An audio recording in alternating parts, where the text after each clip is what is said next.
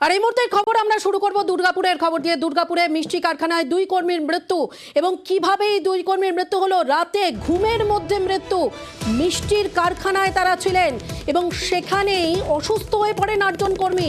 অসুস্থ কর্মীদের হাসপাতালে নিয়ে গেলে সেখানেই 2 জনের মৃত্যু হয় এবং বাকি 6 জন তারা এখনো হাসপাতালে ভর্তি রয়েছেন, এমনটাই জানতে পারা যাচ্ছে। আপনাদের আরও একবার জানিয়ে রাখি, দুর্গাপুরের ঘটনা, মিষ্টি কারখানায় 2 কর্মীর মৃত্যু। অর্পণ রয়েছে আমাদের সঙ্গে, আমরা একটু সরাসরি অর্পণের থেকে জেনে নেওয়ার চেষ্টা করি। অর্পণ, কিভাবে একটা মিষ্টির কারখানার ভেতরে তারা ঘুমোচ্ছিলেন, কিন্তু সেখান থেকে তারা অসুস্থই বা কী করে হয়ে পড়লেন এবং সেখান থেকে হাসপাতালে নিয়ে গেলে তাদের মৃতই বা ঘোষণা করা হলো কি করে? কিভাবে এই ঘটনা ঘটলো?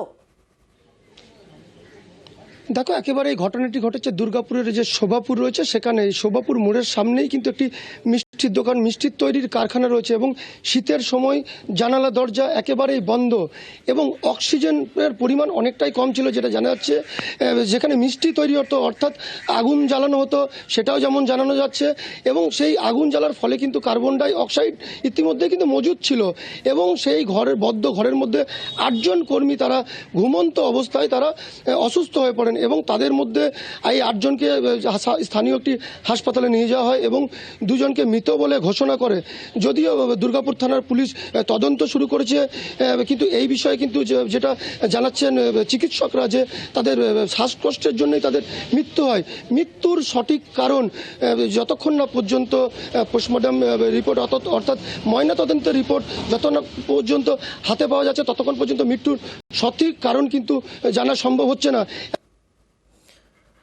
একেবারেই অর্পণ, আমরা একটু শুনে নেওয়ার চেষ্টা করব মেডিকেল অফিসার তিনি কি বলছেন এই বিষয় সম্পর্কে, একবার তার বক্তব্য শোনা যাক। 8 জন মতন পেশেন্ট আসে, সবাই শ্বাসকষ্ট মেন কমপ্লেন নিয়ে। আসাতে দেখা যায় 2 জন পেশেন্ট যিনি ছিলেন ওনারা অন অ্যারাইভাল মারা গেছিলেন। দেখুন, এখন এক্স্যাক্টলি কী হয়েছিল, ইনসিডেন্ট কী হয়েছিল, ওটা পোস্টমর্টম না করা অবধি আমরা পুরো স্টেটমেন্ট আপনাকে বলতে পারবো না। বাকি 6 জন যারা আছে ওরা স্টেবল আছে।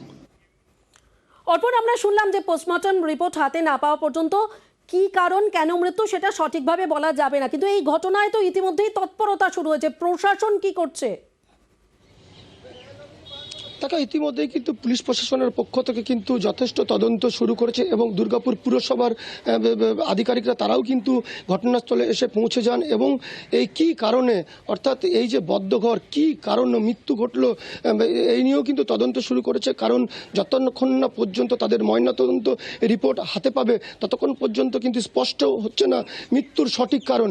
যদিও দুর্গাপুর থানার পুলিশ কিন্তু তদন্ত ভার হাতে নেয় এবং তদন্ত শুরু করে এবং এই যে জায়গায় ঘটনাটি ঘটেছে সেই জায়গায় কিন্তু তারা খতিয়ে দেখছেন। কারণ এই যে এখানে কারখানা, মিষ্টি তৈরির কারখানা, সেখানে কিন্তু ভাটি চলতো, অর্থাৎ উনুন জ্বালানো হতো এমনটাও কিন্তু জানা যাচ্ছে এবং ভেতরে কিন্তু মিষ্টি তৈরি হতো, অর্থাৎ এবং যে চারিপাশ এই যে বিল্ডিংটি রয়েছে, যে ঘর, যে কারখানাটি, সেখানে চারিপাশ কিন্তু একেবারেই বদ্ধ এবং কোনো দিকে কিন্তু জানালা দরজা সেই অর্থে নেই, একটিই মাত্র দরজা তাদের প্রবেশের জন্য এবং সেই কারণে কিন্তু ভেতরে যখন তারা বন্ধ করে যখন ঘুমাচ্ছিলেন সেই ঘুমন্ত অবস্থায় কিন্তু যেটা অনুমান করা হয়েছে যে শ্বাসকষ্ট জনিত কারণেই তাদের মৃত্যু ঘটেছে, কিন্তু স্থানীয় বাসিন্দারা তারা কি বলছেন একবার শোনা যাক।